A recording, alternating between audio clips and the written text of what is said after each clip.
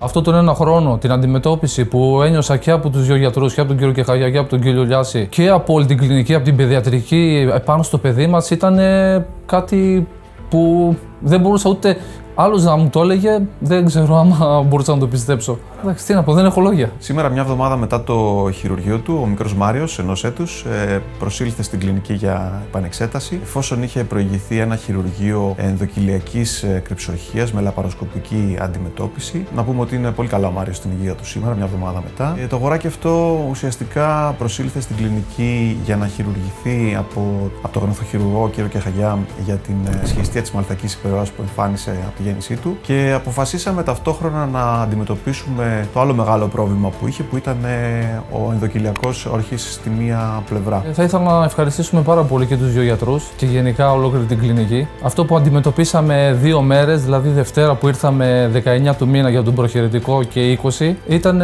λες και το συναντούσαμε στο σπίτι μας, στην οικογένειά μας. Πριν ένα χρόνο ακριβώς είχαμε έρθει για να γνωρίσουμε τον κύριο Κεχαγιά, διότι το παιδί μας έπασχε από μια σχιστία και πάνω στην κουβέντα μας λέει ο κύριος Κεχαγιάς, λέει: παιδιά, υπάρχει κάποιο άλλο θέμα? Και λέμε: ναι, υπάρχει. Έχουμε και μια κρυψαρχία στη δεξιά πλευρά. Μήπως μπορείτε να μας συστήσετε κάποιον γιατρό? Και μας φώναξε τον κύριο Λιάση. Σε 5 λεπτά τον άνθρωπο εκεί πέρα. Πριν ένα χρόνο τον γνωρίσαμε και στο τηλέφωνο που και να το χρειαστήκαμε και τα ραντεβού μας πάλι να έρθουμε να τον ξαναδούμε. Όλα. Και πριν 4 μήνες που ήρθαμε για να κλείσουμε και το χειρουργείο, ο άνθρωπος να μας εξυπηρετήσει, ήταν δίπλα μας συνέχεια. Μας έπιασε από το χέρι και μας τα έκανε όλα. Κατόπιν συνεννόησης με τον κύριο Κεχαγιά και τους αναισθησιολόγους, ο Μάριος υπευλήθη σε μεικτό χειρουργείο, αφενός για τη σχιστία και αφετέρου για την κρυψορχία του. Στο επίπεδο της κρυψορχίας, ο Μάριος αντιμετωπίστηκε λαπαροσκοπικά, καθώς ο όρχης βρισκόταν εγκλωβισμένος μέσα στην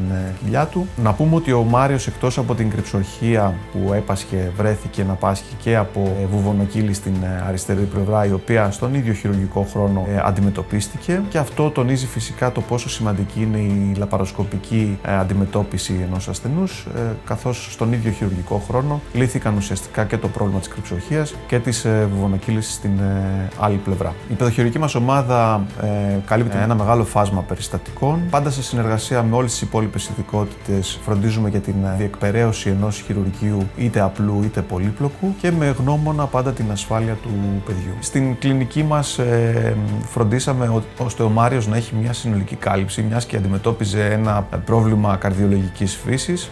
Άμεσα παιδοκαρδιολόγος κλήθηκε και εξέτασε τον μικρό, έχοντας πλέον ο Μάριος μια ασφαλή κατεύθυνση προς το χειρουργείο, καθώς στην κλινική Άγιος Λουκάς ο ασθενής έχει μια σφαιρική, άμεση και ασφαλή αντιμετώπιση. Εμείς απλά είχαμε ακουστά Άγιος Λουκάς, αυτά εδώ πέρα, δεν γνωρίζαμε τους γιατρούς. Αυτό τον ένα χρόνο, την αντιμετώπιση που ένιωσα και από τους δύο γιατρούς, και από τον κύριο Κεχαγιά και από τον κύριο Λιάση, και από όλη την κλινική, από την παιδιατρική επάνω στο παιδί μας, ήταν κάτι που δεν μπορούσα ούτε άλλος να μου το έλεγε, δεν ξέρω άμα μπορούσα να το πιστέψω. Εντάξει, τι να πω, δεν έχω λόγια.